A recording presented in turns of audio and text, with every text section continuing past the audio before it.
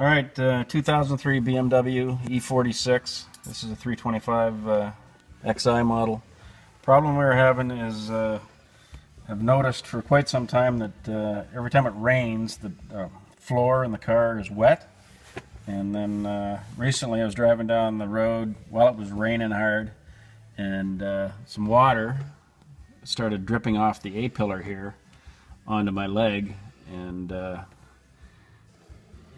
this whole A-pillar, the top of the A-pillar was all saturated.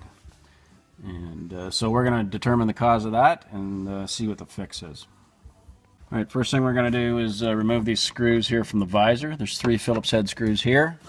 We're going to remove those, and then here where the visor clips into, there's 2 little covers. You just take a screwdriver, pry those off. Here and here. And there's 2 Phillips head screws there. So we're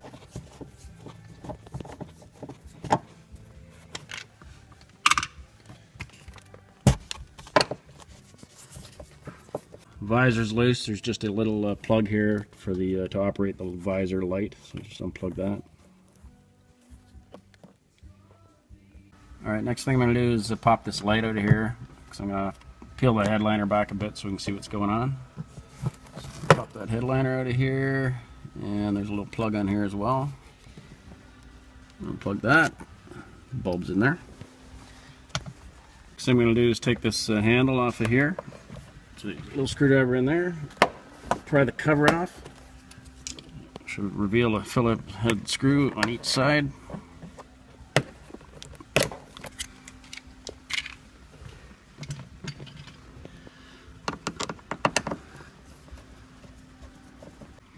Alright, the handle's off, so we just wiggle this back and forth and it should pop right off. You see there's a little pin on the back of it that slides through there. Alright, next thing I'm going to do is take off this A-pillar cover, and we'll see what the issue is. There's a small insert here that's hiding some fasteners, so I've got a little plastic tool so I don't rip the fabric. I'm going to pry that off.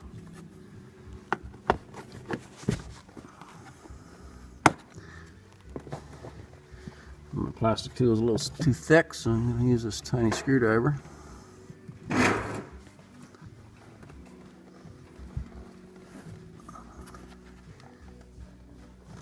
Got to pry it up just enough with my small screwdriver that I can get my plastic tool in there. And as you can see, there's clips on the back of it. Just pry it off gently. Be careful not to break any of the clips. You'll need to reuse this. And that reveals a couple of fasteners, top, bottom, and middle, and looks to be a Torx head. Alright, it's a Torx T20 bit for this fastener, these 3 fasteners. Obviously can't get a straight Torx driver in here because of the curve in the windshield, so we're using a small socket version with the universal joint on the ratchet. Make sure to get that out. There we go. We've got those 3 fasteners out, so I'm going to pull this A-pillar cover off. Hopefully without breaking it. Alright, I'm just going to peel this headliner down a bit. I'm not going to take the headliner right out of the car, but peel it back enough, and then I'm just going to stick a screwdriver in here just to hold it out of the way, and then do a bit of investigation and see if we can determine how that water is getting in. Okay, after a bit of investigation, we've determined the cause of the problem is the sunroof drain tube. So I don't know if you can see in there, but there's a hole right there at the end of my finger. So when it rains, water just drips in the sunroof hole and collects in this trough, and then there's a drain tube there. Now the problem was this drain tube runs to the top of the A-pillar, where it connects to another tube that I presume is inside the A-pillar. You can't see it. Connection point is at the top of the A-pillar, and then it drains out behind the front wheel of the car. So the problem we're having is where this tube from the sunroof met the tube that's on the A-pillar, the connection was broken. So you can see this hose here. That's the back side of the sunroof trough that I pointed at. This hose goes down here and connects to a metal tube here at the end. So my connection was broken right at the top of the A-pillar. So what we've done is put a light coating of RTV, sealant around the tube, and reconnected it at the top of the A-pillar. And we're going to button everything back up, and hopefully that'll take care of that problem that's been happening for a long time. Okay, we've let that RTV dry for about 45 minutes, so it should be sealed. So now I'm just going to test it. I've got a bottle of water here. I'm just going to pour it on the right side of the sunroof.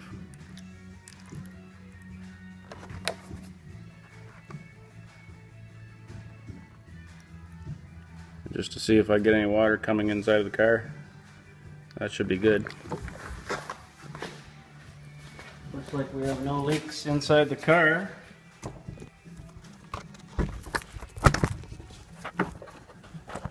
I'll pour some more just to make sure.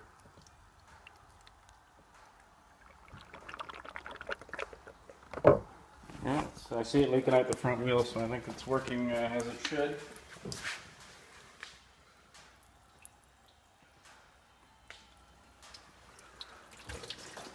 That's a whole bottle of water, and nothing is wet inside the car.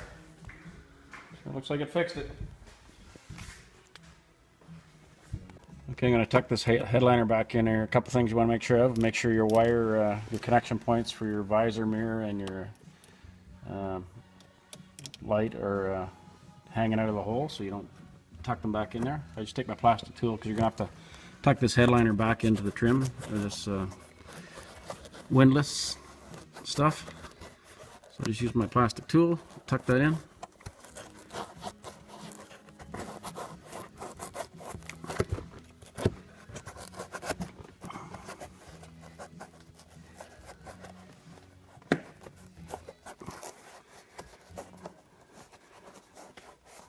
This thing's really handy and it saves you from ripping the fabric.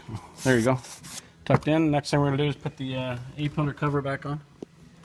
When you're putting the A-pillar cover back on, there's a clip and a slot right down in this far end, so you want to make sure that's seated first before you put the A-pillar cover in place. Okay, we've got the A-pillar back in place, and then we'll just clip this cover back on.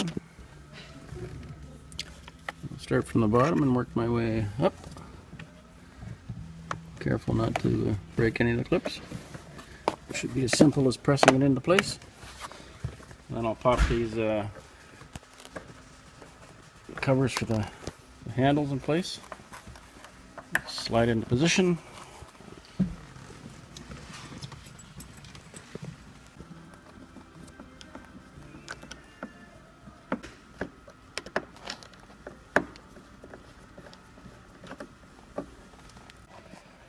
Pop these covers back on. Good. Got a little dirty here, we can clean that. Next thing we'll do is reconnect our light here. Plug that back in and that just pops back into position. Simple as that.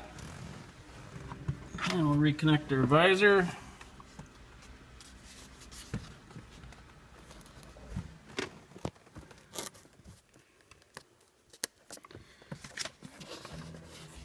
Slide that up in there, and then put our visor back in place.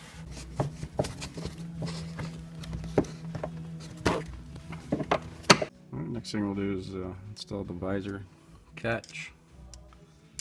Simple as the two screws back in, and then clip those covers back on.